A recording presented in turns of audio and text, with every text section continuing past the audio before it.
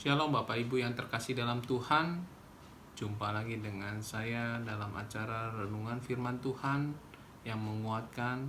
Hari ini kita akan bahas firman Tuhan dengan judul Doa yang dijawab Tuhan. Seringkali kita selalu bertanya-tanya mengapa doa kita tidak dijawab-jawab oleh Tuhan. Atau seringkali kita selalu bertanya mengapa doa kita tidak dijawab, mengapa doa orang lain dijawab oleh Tuhan. Mengapa doa kita sudah berulang-ulang kali dipanjatkan kepada Tuhan, tapi seringkali terkesan Tuhan lambat untuk menjawab doa-doa kita. Banyak hal yang harus kita pelajari dan kita mengerti tentang bagaimana supaya doa kita dijawab oleh Tuhan. Di sini kita akan bahas dari firman Tuhan dari kitab Samuel, di mana kita akan membahas di Samuel 1 tentang doa Hana. Ya, kita akan baca yaitu kita mulai dari Samuel 1 ayat 8 sampai dengan ayat yang ke-13. Yuk kita baca sama-sama. Lalu Elkana suaminya berkata kepadanya, "Hana, mengapa engkau menangis dan mengapa engkau tidak mau makan? Mengapa hatimu sedih? Bukankah aku lebih berharga bagimu daripada 10 anak laki-laki?" Pada suatu kali setelah mereka habis makan dan minum di Silo, berdirilah Hana sedang Imam Eli duduk di kursi dekat tiang bait suci Tuhan.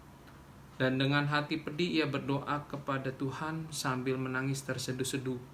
Ayat yang ke-11, kemudian bernasarlah ia, katanya, "Tuhan semesta alam, jika sungguh-sungguh engkau memperhatikan sengsara hambamu ini, dan mengingat kepadaku dan tidak melupakan hambamu ini, tetapi memberikan kepada hambamu ini seorang anak laki-laki, maka aku akan memberikan dia kepada Tuhan untuk seumur hidupnya, dan pisau cukur tidak akan menyentuh kepalanya."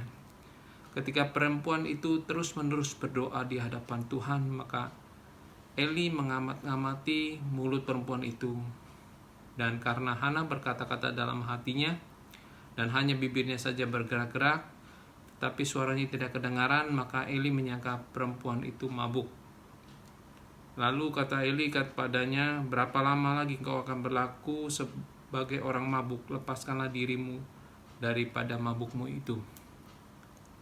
Firman Tuhan di dalam kitab Samuel ini menceritakan tentang penderitaan yang dialami oleh Hana, di mana Hana terus dihina oleh Penina.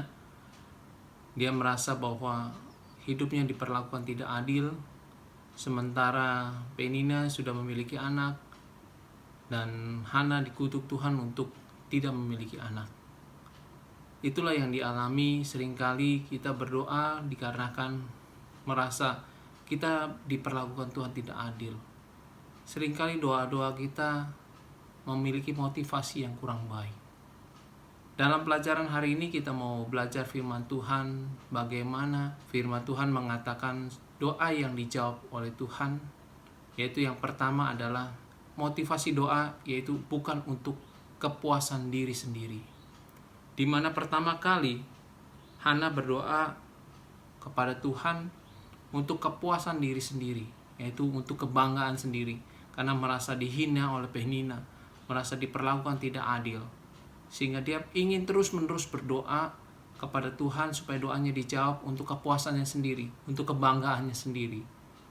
Tapi Tuhan tidak menjawab doa dari Hana.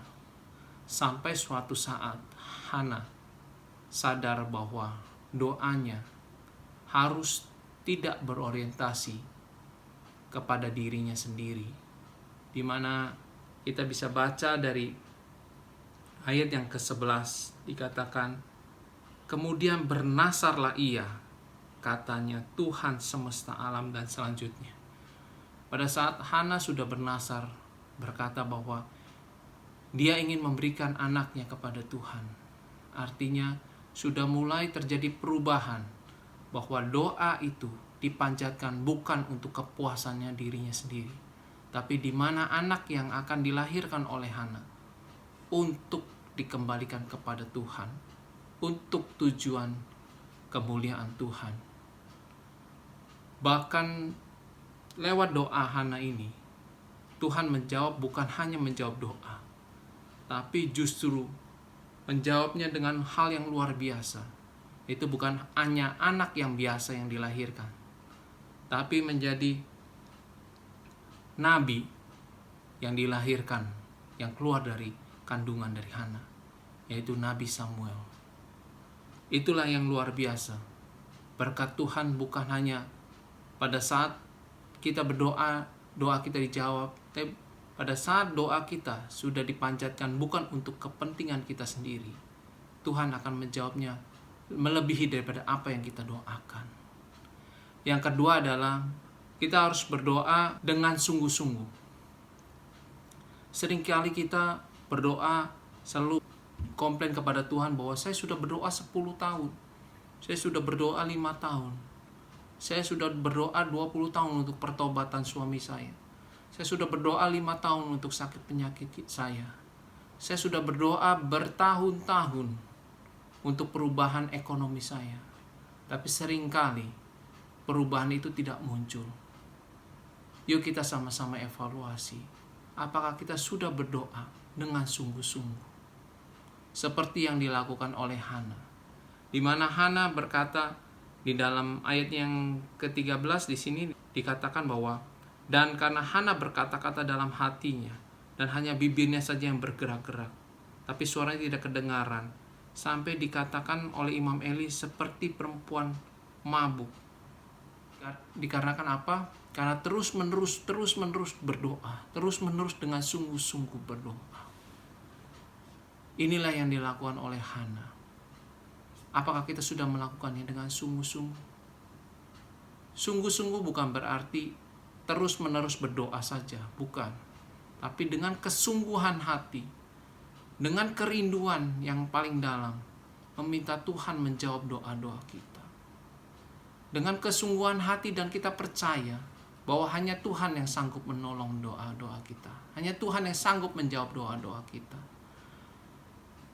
Perasaan itulah yang harus kita munculkan sehingga Tuhan mengetahui bahwa ini adalah doa yang benar-benar kita panjatkan. Doa yang benar-benar kita inginkan untuk Tuhan jawab. Inilah yang harus kita lakukan dalam poin yang kedua. Yang ketiga adalah pada saat kita berdoa, kita harus buang jauh-jauh logika kita, logika manusia. Seringkali pada saat kita berdoa, logika kita jalan kemana-mana. Logika manusia selalu berkata, sepertinya sulit, sepertinya susah.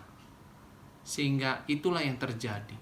Pada saat kita berdoa untuk pertobatan seseorang atau pertobatan keluarga kita, logika kita tanpa kita sadari, kita mengatakan sulit sepertinya Tuhan menjawab.